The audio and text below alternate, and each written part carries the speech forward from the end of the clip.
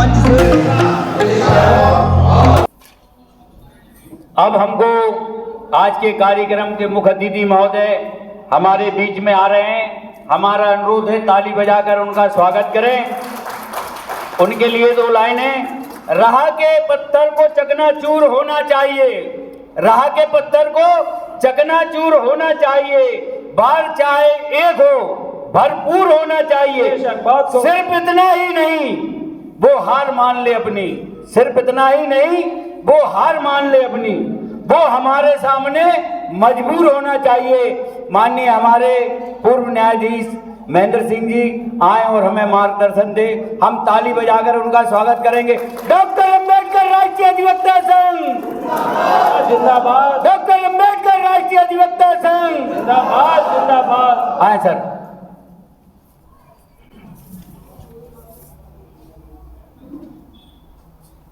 संविधान दिवस पर उपस्थित सज्जनों, देवियों, मंच पर आसीन सम्मानित अधिवक्तागण, दूर दराज से आए हुए अधिवक्तागण और इस प्रदेश के और इस जिले के उपस्थित सभी सज्जनों को, माँ और बहनों और देवियों को मेरा नमन है। और बहुजन समाज के सामाजिक सुधारकों को भी मेरा नमन है। आज पूरे देश में संविधान दिवस के रूप में मनाया जा रहा है और आज के लिए यह भी अभी सुना गया है कि माननीय सर्वोच्च न्यायालय में बाबा साहब अम्बेडकर की मूर्ति का अनावरण जो मुख्य CJI हैं D.Y. चंद्रचूड़ के द्वारा किया जा रहा है और ये खबर बहुत विशेष है और हमारे लिए भी है, सबके लिए भी है। ये यहाँ पर उपस्थित सभी सज्जनों ने काफ़ी अच्छा अपना इन 3 टॉपिकों पर जो दिए हैं उन पर अपने विचार व्यक्त किए हैं। उसी संदर्भ में मैं भी कुछ आपके सामने कहूँगा, समय को ध्यान में रखते हुए, क्योंकि जो दूर दराज से आए हुए जो हमारे अधिवक्ता हैं विद्वान, उनके गाड़ी के जाने का भी समय है और जो राष्ट्रीय अधिवक्ता संघ के जो वो संयोजक हैं उनको भी आप सबको सुना जाना है। और विशेषकर मुख्य विचार इस बात पर है कि शक्ति का निर्माण होने से विकास सभी स्थानों पर होना संभव है। आप एक व्यक्ति किसी भी कार्य को करने के लिए किसी अधिकारी के समक्ष आप जाएंगे तो उसका महत्व कम होगा। अगर वही यूनिटी के साथ आप जाएंगे तो उसका महत्व कुछ और होगा और उसका इफेक्ट भी कुछ और होगा। इसलिए ये सभी हम लोग जानते हैं कि इस देश में भेदभाव जो चल रहा है और जो कानून का जो व्याख्या है वह भी 2 तरह से है। अमीर लोगों के लिए कुछ और जो पिछड़े हैं या जिनके पास आर्थिक स्थिति सही नहीं है उनके लिए कुछ और। ये जो है एक विशेष बात मैं ये कहूँगा, हमारी करनी और कथनी में अंतर है। मैं भी आगरा में रहता हूँ और कॉलोनी में, जहाँ पर हमारे समाज के सम्मानित व्यक्ति रहते हैं, नौकरी भी करते हैं, कुछ नौकरी करके रिटायर भी हो चुके हैं, लेकिन उनकी करनी और कथनी में अंतर है। कैसे? जवान पर तो कहेंगे जय भीम, लेकिन अंदर जो है 33 करोड़ देवताओं का वो करेंगे, पूजन करेंगे। आप उसके गेट के, उनके दरवाजे के अंदर घुसेंगे तो 33 करोड़ देवताओं का दर्शन जरूर होगा। मैंने सोचा कि बाबा साहब की 22 प्रतिज्ञा अगर किसी कैलेंडर में छपवा दी जाए और मैं इनको बांट दूं तो हो सकता है कि उससे कुछ और मैसेज जाए। तो मैंने छपवा ली और छपवा के अपने यहाँ जो है संविधान दिवस के अवसर पर अपने समाज के व्यक्तियों को बुलाकर कहा कि भाई मैंने ये कैलेंडर छपवाए हैं, 22 प्रतिज्ञा इसमें ऊपर से नीचे लिखी हैं और पैसा तो मेरा खर्च हुआ ही है। आप अगर इच्छुक हैं अपने बेडरूम में लगाने के या अपने दरवाजे पर तो हमसे ले लीजिए। ऐसा नहीं कि कैलेंडर तो ले जाएं और उस कैलेंडर पर आप बैठकर खाना खाएं या उसका अपमान करें।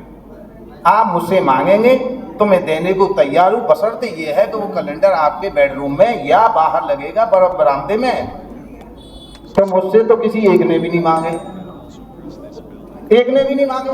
सारे कैलेंडर मेरे पास हैं और वो कैलेंडर जो है मेरे पास रखे हुए, कुछ मैंने अपने राष्ट्रीय अध्यक्ष जो संयोजक है उनको, या ये समझ लीजिए कि किसी और को भी दिए तो ऐसे समझे उनको दे दिया, ले लिया, लेकिन जबरदस्ती मन से उन्होंने महसूस किया। हमारा ये कहना है कि आप जिस तरह से कि अदर कास्ट के या उच्च वर्ग के समझें, उनका 5 साल का बच्चा बहुत कुछ जानता है और उसको शुरू से ही ऐसा सिखाया जाता है कि वो दबता नहीं है। और आपका जो है 20-22 साल का बच्चा तो छोड़िए, उससे भी बड़ा हो, वो कुछ नहीं जानता। घर में बाबा साहब की जीवन और संघर्ष से संबंधित कोई भी ना तो किताब है और ना ही उन बच्चों को कुछ बताते हैं। मैं आज भी इस मंच से ये कहना चाहूँगा कि बाबा साहब की और जीवन से या परिचय से या संघर्ष से संबंधित अगर कोई किताब कोई लेना चाहता है और उसमें जितना पैसा खर्च होगा मैं देने को तैयार हूँ, बशर्ते वो पढ़े। इसके लिए नहीं कि किताब जो है किसी कोने में पड़ी रहे और कोई उसे पढ़े। अगर कोई नहीं पढ़ेगा तो बच्चों को कोई जानकारी नहीं होगी कि हमारे समाज के जो पूर्वज हैं जिन्होंने अपना त्याग किया है वो त्याग कैसा है। इस समय जो है जैसे टीवी पे बाबा साहब का एक सीरियल आता है, जानते होंगे सीरियल बाबा साहब के जय भीम नाम से आता है, डॉक्टर अंबेडकर महानायक के रूप में अधिनायक आता है। कितने देखते हैं? जितनी भी सत्यता है, मैं ये नहीं कह रहा हूँ कि 100% सही है, लेकिन जितनी भी सत्यता उसमें दिखा रहे हैं अगर आप उसको भी देख लें आध घंटा 8:30 से 9 बजे तक आता है तो आपको मालूम पड़ेगा कि उनका जो है 6-7 वर्ष से हम देख रहे हैं कि उनके जीवन का दिखाते हैं 6-7 वर्ष की एज से कि वो जो है संघर्ष में ही बाबा साहब उनका परिवार पूरा लगा हुआ है। और उनकी जो है दूसरी धर्मपत्नी आई है जो उच्च वर्ग की है, उसने तो बर्बादी पे अपना मन लगा लिया है कि बर्बाद कैसा किया जाए। घर का जैसे कहते हैं घर का बेदी लंका ढाई वाला हिसाब उनका हो रहा है। तो प्रत्येक परिवार अगर अपने घर से ही सारी बातें जो बाबा साहब द्वारा बताई गई हैं या बुद्ध जी ने बताई हुई हैं इस पाखंड को छोड़कर अगर अपनाने लगेंगे तो निश्चित रूप से वो कार्य होगा। आज हमारे समाज के व्यक्ति जिनसे हम कुछ कह सकते हैं अपने समाज का, उनसे कहते हैं तो क्या कहते हैं, अरे साहब अब हम देख रहे हैं, आगे देखेंगे। आगे क्या देखेंगे? आपने कितनी पीढ़ी तो खराब कर दी। आज आपका बच्चा है, आपने जो किया छोटे बच्चे ने देखा हमारे पिताजी ये काम कर रहे हैं, बच्चा अपने जीवन में उनके बच्चा होगा वो करेगा, तो वो पीढ़ी तो आपने कई खराब कर दी। अरे तुम अपनी ही पीढ़ी से कम स्टार्टिंग कर दो, अपनी पीढ़ी से स्टार्टिंग करो। हम ये काम नहीं करते हैं, बिल्कुल नहीं करेंगे। अभी चुनाव हुए, सबके यहाँ बीजेपी वाले आए कि साहब ये वोट हमें दीजिए, जब हमारे दरवाजे पर आए तो हमें कहने की जरूरत नहीं पड़ी उनको, क्योंकि बाबा साहब वहां पहले लेकर बैठे थे। बाबा साहब का फोटो वहां दरवाजे पर लगा था और देख के चले गए कि ये वोट नहीं देंगे हमें, और आगे बढ़ गए। तो उनके मिशन को आगे बढ़ाएं, जैसा कि बाबा साहब ने भी ये अपेक्षा की थी कि भाई मैं इस कारवा को कितने संघर्ष से मैं यहाँ तक लाया हूँ, और उसको कम से कम आगे नहीं बढ़ाएं तो कम से कम उसको पीछे से भी न जाने दें। आप जो है ये चुनाव के समय, ये पहला वो है क्या, चुनाव के समय लाइन में लगकर मात्र वोट डालने की प्रक्रिया का नाम है लोकतंत्र। इतना ही काफी नहीं है, इतना ही काफी नहीं है कि आप जो है उस व्यक्ति की योग्यता, ईमानदारी, सत्यता को न देखकर मात्र माइंड में ये बैठा हुआ है कि हमें तो एक व्यक्ति वो जो पार्टी विशेष को ही वोट देना है। आपको नहीं मालूम उसकी विशेषता क्या है, क्या आपके लिए करेगा, क्या नहीं करेगा, ये आपको नहीं मालूम है।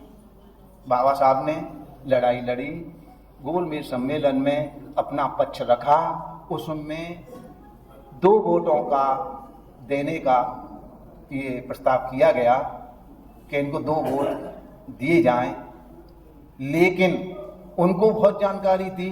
उनके जो है आपके महात्मा गांधी जी को मालूम था कि यदि ये काम हो गया तो इस देश का मामला ही खराब होना है, फिर क्योंकि ये अलग हो जाएंगे, इनकी जो संख्या ज़्यादा बढ़ जाएगी। इसीलिए उन्होंने पूना पैक्ट करके उसको विड्रॉ करा लिया और उनसे सहमत करा लिया, हटा दिया। बाबा साहब को संविधान लिखने का मौका मिला तो उन्होंने ये काम किया कि ये सारी बातें, आरक्षण वाली बातें या अपने समाज से संबंधित या पूरे देश से संबंधित जो हित में है, वो सारी लोकतंत्र को स्थापित करने के लिए कार्य उन्होंने लिख कर दिया। तो एक अच्छे व्यक्ति को चुनकर भेजें जो कि बहुजन समाज के विचारों को स्थापित करने के लिए कार्य करे। उच्चतम न्यायालय में बहुजन समाज का प्रतिनिधित्व क्यों जरूरी, ये बहुत आवश्यक है। आवश्यक इस रूप में है कि जिस तरह से अदर कास्ट के जो लोग बैठे हैं, जब आपका SC ST मुकदमा जब सुनते हैं तो उनकी मानसिकता तुरंत आ जाती है कि इसमें हमें कोई रिलीफ नहीं देनी है, क्योंकि ये तो हमारे समाज के सभी वर्ग के लिए नुकसानदायक है। इसीलिए वो आपके हित में कार्य नहीं करेंगे। और अपने समाज का व्यक्ति अगर है भी तो वो जो है कार्य करने की हिम्मत नहीं है, या वो अपने को अलग कर लेता है, अलग कर लेगा। क्योंकि मैं तो पद पे रहा हूँ, हमारे सामने ही चैम्बर में ब्राह्मण डिस्ट्रिक्ट जज है और ब्राह्मणी अधिकारी है। उनसे क्या कहता है कि साहब SC ST के जितने मुकदमे हैं ना इस जिले में, सब मुझे दे दो, सब फर्जी हैं। अब वो क्यों कह रहा है? इसलिए कि डिस्ट्रिक्ट जज ब्राह्मण है, और हम अपनी बात इसलिए नहीं कह पाए कि ये डिस्ट्रिक्ट जज ब्राह्मण है, ये भी ब्राह्मण है। अगर मैं ये कह दूं कि जितने ब्राह्मणों को केस मुझे दे दो, ये भी फर्जी हैं, मैं सबको निपटा दूंगा। मैं भी तो भाई करके आया हूँ, PCS जे किया है, एचजीएस भी हूँ, तो ऐसा नहीं है कि मैं इस ज्ञान को रखता नहीं हूँ क्या। ये सारी बातें जो है, अगर मान लो ये प्रतिनिधित्व होगा न्यायपालिका में तो उससे अच्छा मैसेज जाएगा और अपने को सबको प्रतिनिधित्व अवश्य मिलेगा। लेकिन इसके लिए एकता आवश्यक है और आप अपना वो दिखाएं। अपने आपसी मतभेद इस मौके पर नहीं लाने चाहिए। एक छोटी सी बात मैं परिवार के रूप में बताऊंगा। 2 भाई थे और 2 भाइयों में मनमुटाव था। एक भाई के बच्चे की शादी हुई और वो बारात लेके गया। बेटी वाला समझदार था, वो हो सकता है ये प्रसंग जो है वर्तमान समय में लागू ना हो, लेकिन उस समय की बात ये थी कि बेटी वाले को जब मालूम पड़ा कि साहब बेटे वाला छोटा वाला नहीं आया है, तो उसने खबर कर दी। बेटी वाले ने बारात में, जो बारात पहुंच गई उनके उसके नज़दीक, कि साहब बारात आ गई है, आप ले लीजिए। तो वो बोले कि लेंगे बाद में, आपको आप जो कुछ होता है हिसाब किताब तो लेके आते हैं कि आइए साहब हम बाद में लेंगे। कब लेंगे? पहले लठ चलेगा, लठ चलेगा, माने कि लठ चलेगा। तो जितने बाराती भाग गए, तो हम तो पूरी खाने आए थे, यहाँ तो लठ की बात आ गई है, वो भाग लिए सारे के सारे। अब ये बात जो है लौट के जो बाराती गए तो छोटे भाई ने सुना, कहाँ भाई तुम बारात करे आए? अरे करने की बात आ गई, वहाँ तो लठ मिलने की बात है। बेटी वाले ने ये कहा कि लठ चलेगा पहले। माने कि अच्छा लठ चलेगा? उसने ऐसा कहा, तुम भागे? अरे हम पूरी खाने गए थे, हम लठ खाने नहीं गए थे। बोले मैं जानता हूँ। वो लठ लेकर गया और जाके उन्होंने बेटी वाले को खबर किया, हाँ भाई मैं आ गया और तुम आ जाओ मेरे साथ में, आ जाओ लड़ने के लिए। बेटी वाला पैरतन पड़ गया, बोले साहब मुझे ये नहीं था, मुझे आपको बुलाना था, मुझे लठ नहीं लड़ना है। ये सब ऐसे ही थे देखने वाले, असली तो आप है जो बिल्कुल संघर्ष में इसमें टिके हुए हैं। तो कहने का मतलब यह है कि मतभेद वहाँ अंदर में था, लेकिन समय पर क्या हुआ कि बात रखने के लिए वो लोग गए। यहाँ जो है मेरा व्यक्तिगत भी कुछ अनुभव है। उस शहर चौक में सर्विस से पहले अधवत्ता था और अधवत्ता के रूप में करीब मैंने 5-6 साल प्रैक्टिस की और उसके बाद फिर मैं अपने जुडिशरी में के उसमें आया और वहाँ पे भी मैंने करीब 30-32 साल सर्विस की और उसके बाद में फिर मैं रिटायर हो गया। बच्चे मेरे सेटल्ड हैं, उसमें कोई कुछ नहीं। और मेरे परिवार में सभी केवल सभी अधवत्ता ही हैं। परिवार में मेरे बहू बेटा और हम ये सभी अधवत्ता के रूप में ही हैं और इस रूप में आगे चल रहे हैं। इस मौके पर मैं एक बात कहना चाहूँगा, जैसे कि एक बात आती है कि साहब संविधान निर्माता ये कैसे है? संविधान निर्माता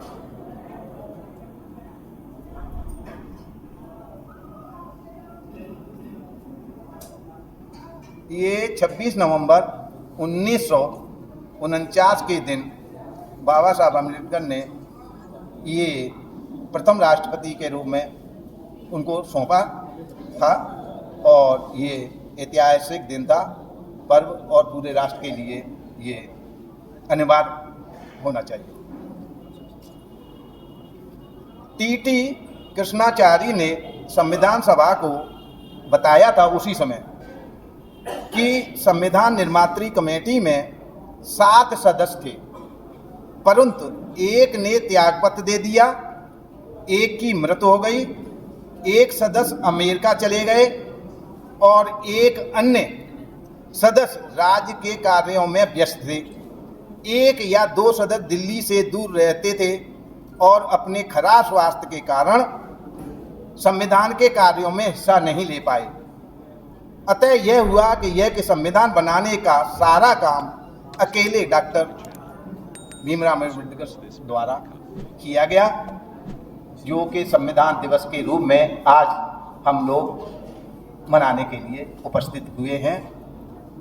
मेरा अंतिम रूप से आपसे यही अनुरोध है कि आप सभी अधवत्तागण इस संघ को पूरा सहयोग करें, आपस में सहयोग के रूप में रहें और जहाँ भी संघर्ष हो वहाँ सब एक होकर चलें, जिससे कि एक प्रकाश की ज्योति जले और विकास हो। इन्हीं शब्दों के साथ सभी को जय भीम, नमो बुद्धाय।